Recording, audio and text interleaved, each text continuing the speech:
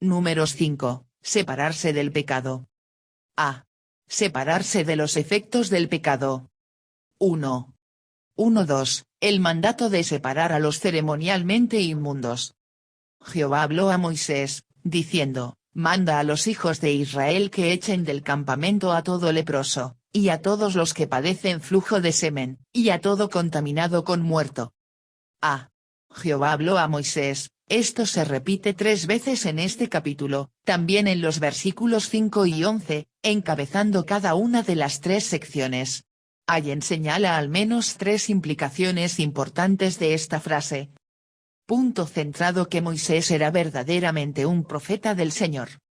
Punto centrado: los mandamientos que Dios le habló a Moisés no eran revelaciones secretas, estaban destinados a ser difundidos por toda la comunidad de Israel.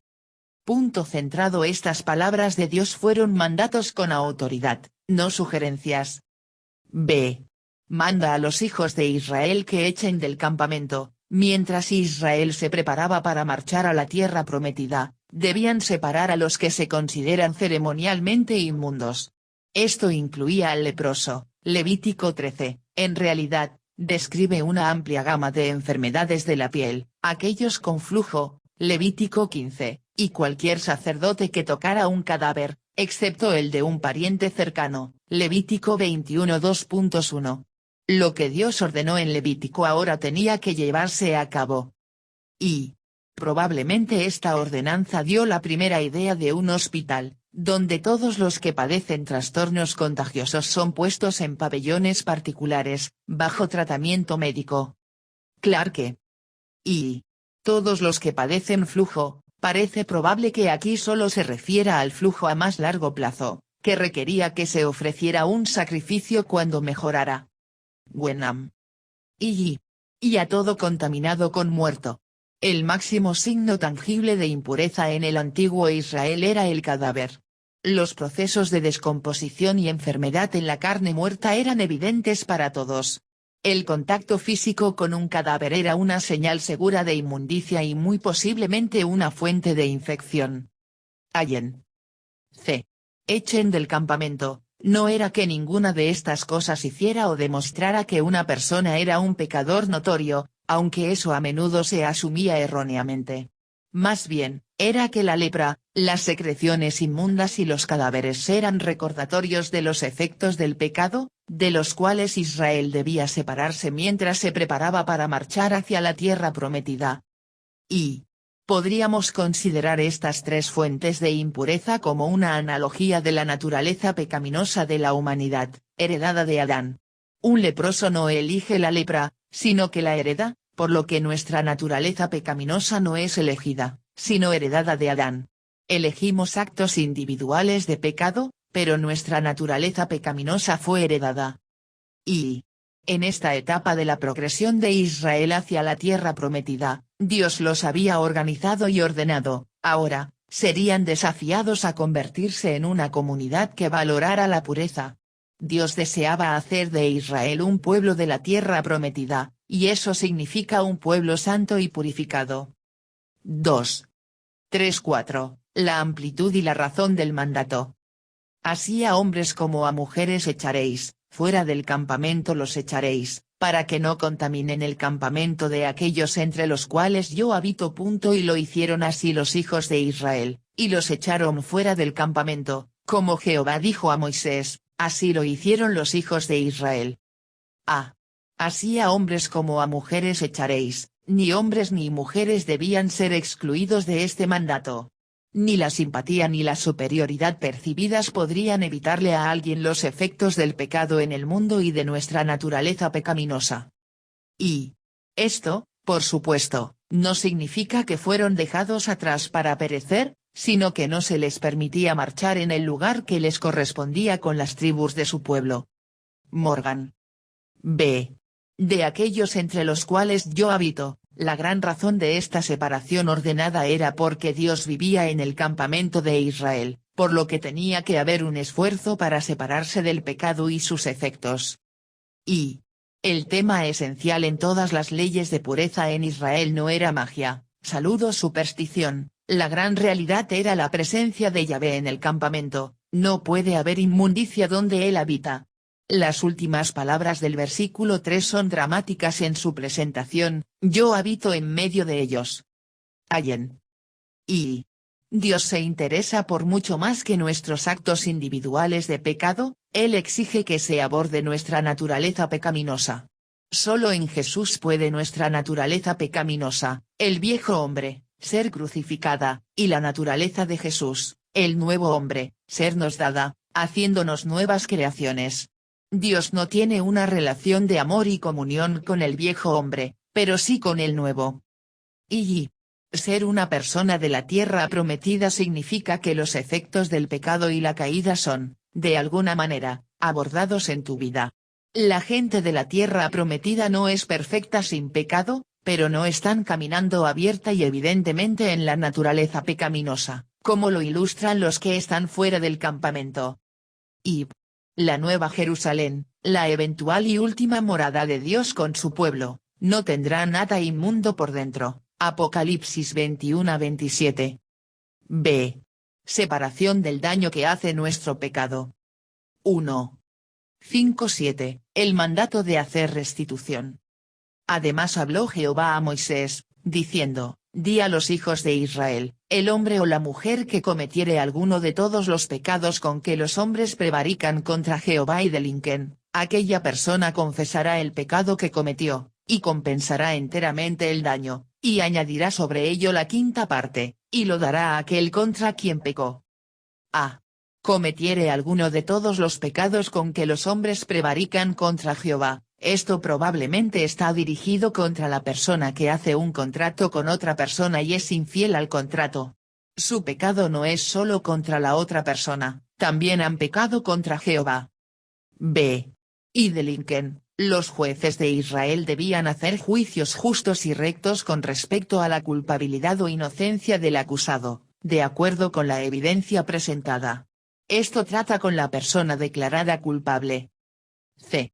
Aquella persona confesará el pecado. El primer paso en la restitución era que el hombre o la mujer culpables admitieran y estuvieran de acuerdo con su culpa, y lo hicieran ante Dios y la comunidad. D. Compensará enteramente el daño. Además de la confesión del pecado, el culpable también tenía que pagar lo que había defraudado. La solución justa no era poner al culpable en la cárcel, sino ordenar que restaurara lo que había tomado. Y, debido a que se ordena la restitución, esto indica un caso de pecar contra otra persona, como con el robo, Levítico 5:2.14-6:2.7, o, en algunos casos, negarle a Dios lo que le pertenece. Y la importancia práctica de esta ley es obvia. Israel se había preparado en orden de batalla para marchar hacia la tierra prometida. Pero su unidad se rompería si estuvieran peleando entre ellos y tomando el nombre de Dios en vano. Mediante la restitución y el sacrificio, se podría restaurar la paz con Dios y la armonía dentro de la nación. Wenham. Añadirá sobre ello la quinta parte. La restitución ordenada debe incluir una penalización del 20%. El ladrón tenía que devolver lo que se llevó y más. Y, porque sin restitución, en todos los casos posibles, Dios no perdonará la iniquidad del pecado de un hombre. ¿Cómo puede una persona en un caso de defraudación, con la propiedad de su vecino en su poder, esperar recibir misericordia de la mano de un Dios justo y santo? Clarke. 2. 8. ¿Cómo hacer restitución cuando la víctima está muerta? Y si aquel hombre no tuviere pariente al cual sea resarcido el daño, se dará la indemnización del agravio a Jehová entregándola al sacerdote, además del carnero de las expiaciones, con el cual hará expiación por él. A. Y si aquel hombre no tuviere pariente al cual sea resarcido el daño, esto supone que si se le hiciera daño a alguien que había muerto, la parte culpable pagaría la restitución, lo que se tomó más el 20%, a un pariente del fallecido, que había sufrido el mal. Y no tuviere pariente, el término para pariente cercano es Goel, el protector de los derechos familiares, a veces traducido como pariente redentor, por ejemplo, Ruth 4:2.3. Allen. B. la indemnización del agravio a Jehová entregándola al sacerdote. Si no se puede encontrar un pariente vivo para recibir la restitución, entonces el pago de la restitución debe ir a Jehová. El pago de la restitución era igual de importante, si no más importante, para el culpable que pagaría como para la víctima que lo recibiría.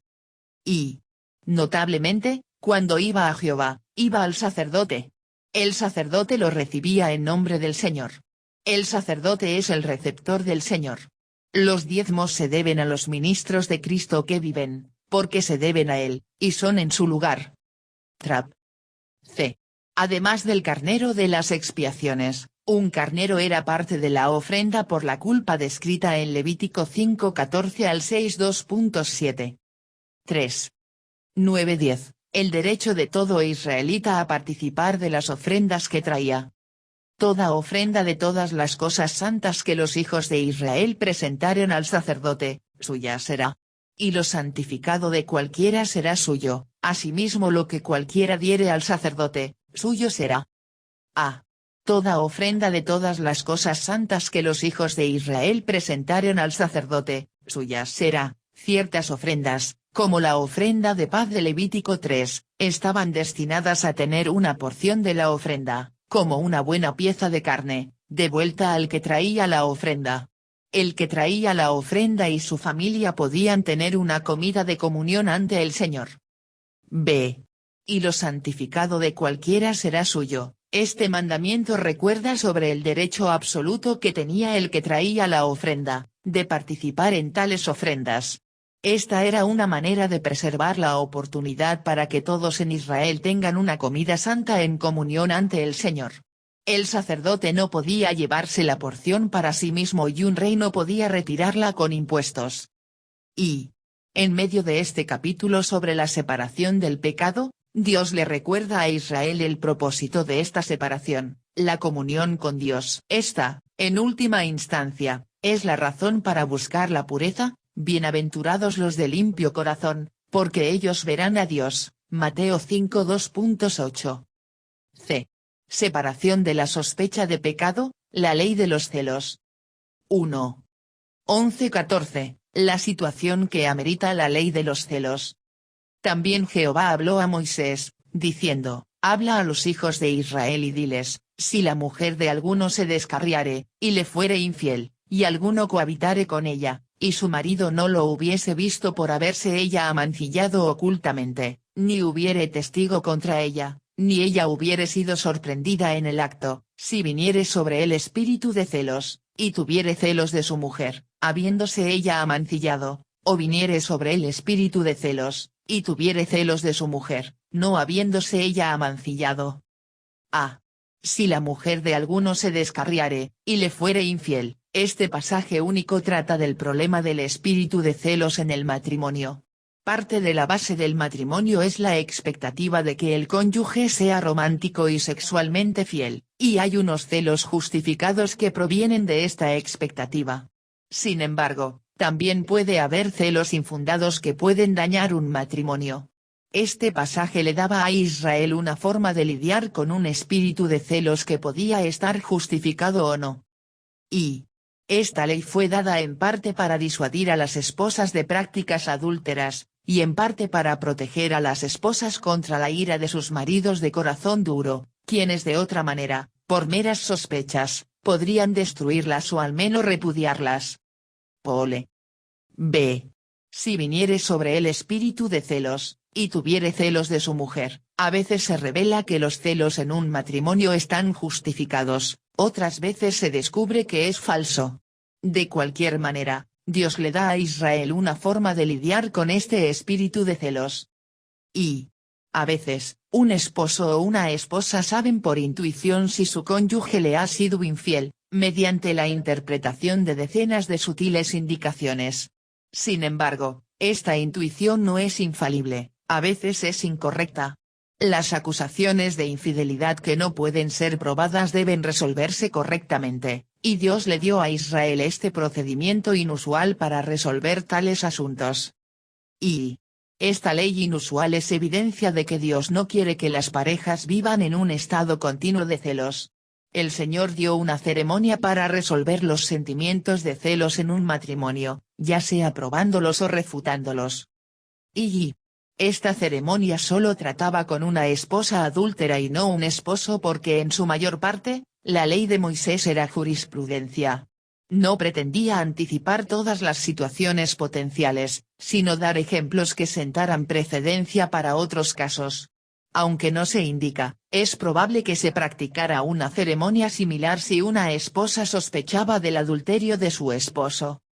Ibn Allen relata un tipo diferente de prueba para determinar si una mujer acusada había cometido adulterio entre los babilonios, que se encuentra en el Código de Hammurabi. La presunta mujer infiel iba a sufrir la prueba de la muerte arrojándose al sagrado río Éufrates.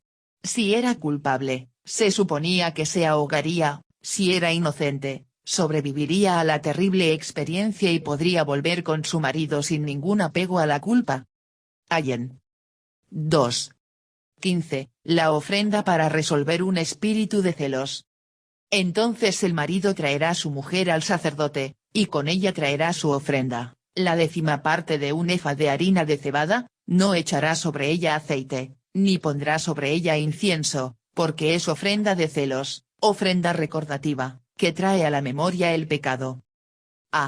Entonces el marido traerá a su mujer al sacerdote. Esto significaba que el marido no tenía derecho a hacer lo que quisiera con su esposa.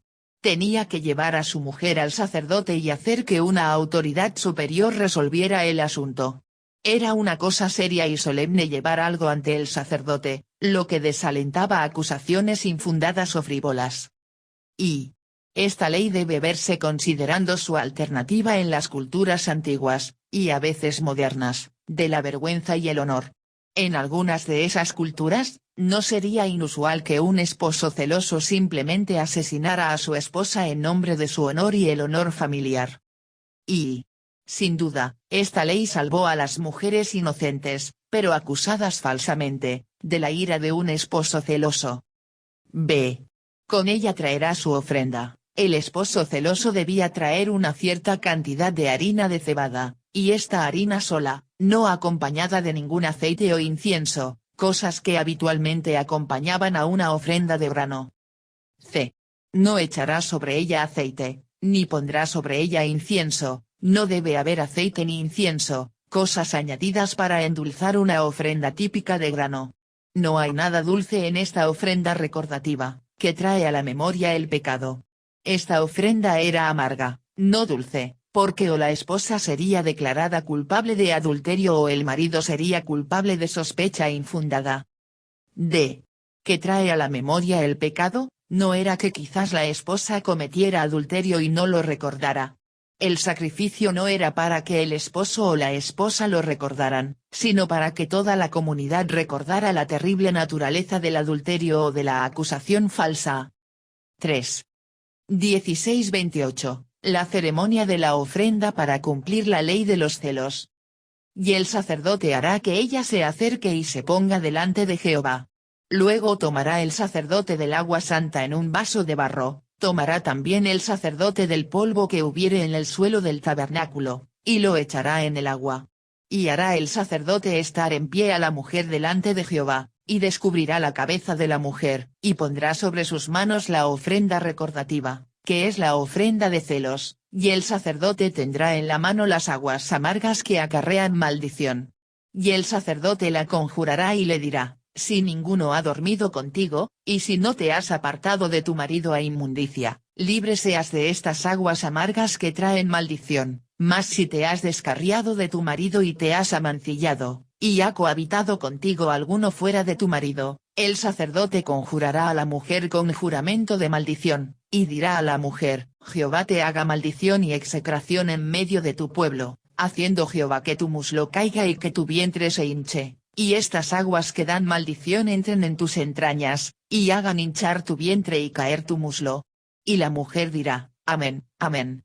El sacerdote escribirá estas maldiciones en un libro, y las borrará con las aguas amarga, y dará a beber a la mujer las aguas amargas que traen maldición, y las aguas que obran maldición entrarán en ella para amargar. Después el sacerdote tomará de la mano de la mujer la ofrenda de los celos, y la mecerá delante de Jehová, y la ofrecerá delante del altar. Y tomará el sacerdote un puñado de la ofrenda en memoria de ella, y lo quemará sobre el altar, y después dará a beber las aguas a la mujer. Le dará, pues, a beber las aguas, y si fuere inmunda y hubiere sido infiel a su marido, las aguas que obran maldición entrarán en ella para amargar, y su vientre se hinchará y caerá su muslo, y la mujer será maldición en medio de su pueblo. Mas si la mujer no fuere inmunda, sino que estuviere limpia, ella será libre, y será fecunda. A. Tomará también el sacerdote del polvo que hubiere en el suelo del tabernáculo, y lo echará en el agua. Esta agua era hecha amarga con el polvo que hubiere en el suelo del tabernáculo, mientras la mujer sostenía la ofrenda de grano en su mano, un recordatorio de la comunión con Dios. El sacerdote pronunciaba un juramento sobre la mujer. Y la idea de la frase descubrir la cabeza de la mujer en el versículo 18 es desatar y soltar su cabello. El soltarse el cabello de la mujer es otro indicio de que se le consideraba impura. Los leprosos tenían que dejarse el pelo suelto como señal de su inmundicia. Wenham. B. Y el sacerdote la conjugará, y le dirá, en su juramento, el sacerdote anunciaría solemnemente que si la mujer era inocente de la acusación de adulterio, quedaría libre de estas aguas amargas que traen maldición. Pero si realmente fuera culpable de adulterio, estaría bajo maldición. Y no se trata solo de que el agua tenga un sabor amargo, sino que esta agua tiene el potencial de llevar consigo una amarga maldición. Allen. Y el efecto de la maldición era hacer que su muslo, aquí, un eufemismo para el útero, cayera y su vientre se hinchara. Y después de que el sacerdote dijera esto, la mujer tenía que responder, amén, amén. Ella tenía que estar de acuerdo en que si era inocente, merecía una reivindicación, pero que si era culpable, merecía el castigo de la maldición. Nunca se pensaba en un veredicto de culpable pero justificado. Era culpable o inocente, el adulterio se consideraba pecado. C. El sacerdote escribirá estas maldiciones en un libro, y las borrará con las aguas amargas. Después de leer la maldición y escuchar el acuerdo de la mujer, el sacerdote escribiría el juramento en un pergamino, y rasparía la tinta seca con las aguas amargas. Y el agua se volvía amarga de dos maneras. Primero, contenía el polvo del piso del santo tabernáculo de Dios. Segundo, contenía la tinta del rollo que contenía la maldición de Dios sobre el pecador. La combinación de ver la santidad de Dios y el justo castigo sobre los pecadores es amarga. Y la exégesis judía primitiva comparaba la bebida hecha con las cenizas del becerro de oro con la bebida administrada a las mujeres sospechosas. Wenham. D. Después el sacerdote tomará de la mano de la mujer la ofrenda de los celos. Después de esto, el sacerdote ofrecía la ofrenda de grano, una imagen de comunión y agradecimiento a Dios, y la mujer acusada bebía el agua amarga. Las aguas que obran maldición entrarán en ella para amargar. Con el tiempo, el juicio de Dios sería evidente. Si padecía algún tipo de enfermedad interna, que afectara especialmente a su útero, sería visto como una evidencia de su culpa. Pero si estuviera libre de enfermedad y continuara teniendo hijos, sería visto como una reivindicación. Y, perceptiblemente, si la mujer era culpable, su castigo no estaba en manos de su esposo, ni siquiera de la comunidad. Bajo la ley de los celos, el castigo de la mujer solo estaba en la mano de Dios. Si la mujer era inocente, era conocido por toda la comunidad. Y, según Adam Clarke, algunos rabinos judíos también decían que si la mujer era culpable, la misma enfermedad vendría sobre el hombre con el que había cometido adulterio, pero también decían que incluso si la esposa hubiera sido culpable, pero su esposo también había sido culpable de adulterio, el agua amarga no la afectaría. Y esta ceremonia solo podría funcionar con algún elemento sobrenatural involucrado. Beber agua con polvo y tinta normalmente no causa enfermedades internas solo en los culpables de adulterio. Sin embargo, el estrés mental de conocer su culpa y proclamar abiertamente que el juicio es correcto sobre sí mismo no puede ser bueno para la salud. Y, como mínimo, debido a que se trataba de una ceremonia pública, esto hacía que toda la comunidad tomara conciencia de la maldad del adulterio, y de la seriedad de tratar de ocultar su pecado. La existencia de la ceremonia en sí era un incentivo para la fidelidad en el matrimonio y, por lo tanto, era buena para toda la nación. Seguramente, tanto la santidad de Dios como la perfección de su palabra testifican contra nosotros. Deberíamos vernos obligados a beber una copa amarga que nos destruiría, pero Jesús la bebió por nosotros. 4. 29-31, Conclusión de la ley de los celos. Esta es la ley de los celos: cuando la mujer cometiere infidelidad contra su marido, y se amancillare, o del marido sobre el cual pasare espíritu de celos, y tuviere celos de su mujer, la presentará entonces delante de Jehová, y el sacerdote ejecutará en ella toda esta ley. El hombre será libre de iniquidad, y la mujer llevará su pecado. Esta es la ley de los celos. Esta era una ceremonia destinada a traer resolución. El marido tenía razón o no en sus celos. Si su esposa había sido adúltera, él tenía razón; si no lo había sido, él estaba equivocado. El problema tenía que resolverse, y este era el camino que Dios le dio al antiguo Israel para resolverlo. Y el mismo hecho de estas instrucciones muestra cuán importante es, en la mente de Dios, que, en aras de la verdadera fuerza nacional, la vida familiar se mantenga en su forma más fuerte y pura. Morgan. B. El sacerdote ejecutará en ella toda esta ley. El efecto de esta ley era promover la fidelidad en el matrimonio y liberar a los matrimonios de la oscura nube de la sospecha.